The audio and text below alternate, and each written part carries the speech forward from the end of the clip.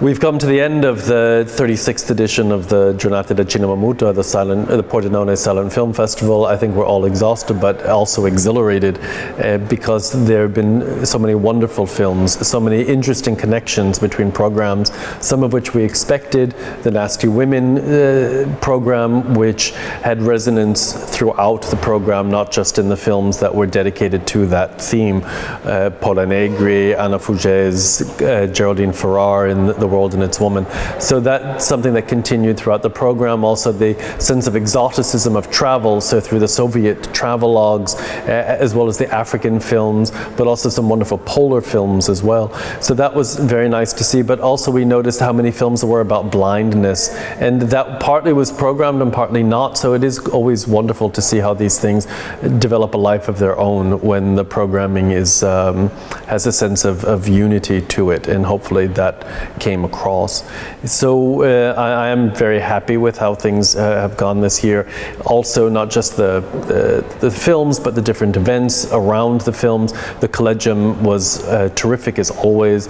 We're so honored to be able and proud to be able to bring these 12 people from around the world, Australia,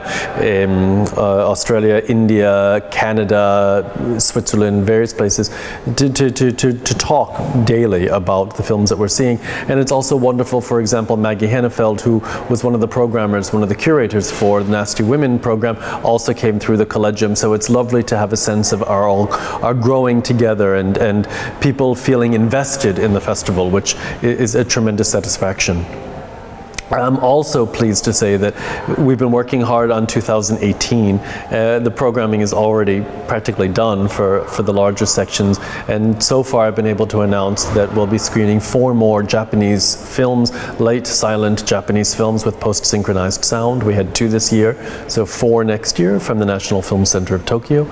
Also a program on Mario Bonard, an actor and director from Italy who worked not just here but also in Germany, and he's ripe for rediscovery outside of the country. So we're very pleased about that. Also some new restorations that will be part of that series.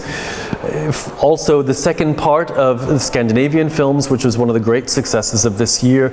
We had 7 absolutely wonderful films, some mostly rarely screened for reasons that defy everyone's sense of logic, and I believe that after the screenings here they will go on to have good lives in other festivals, in other film events. Next year we'll have 6 more wonderful Scandinavian films from the so-called Golden Age, not the ones that you necessarily expect to see, but the ones that were influenced by Stiller and Sjöström, so strong authorial voices. And also I'm very pleased that next year we'll be doing a series on John Stahl.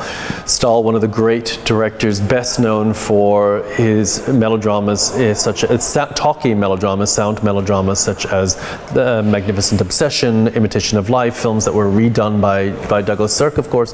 But his silent film career is largely unknown, even though he began working in 1917 and made some very important films. So I'm delighted that we're finally able to bring these to light. In many cases really taking them out of the archives for the first time after many decades. And what's also wonderful is we're going to be partnering with the Cinema Ritrovato Festival in Bologna. So this summer in July they will be screening quite a number of the sound films of John Stahl, and in October we'll be doing the silence.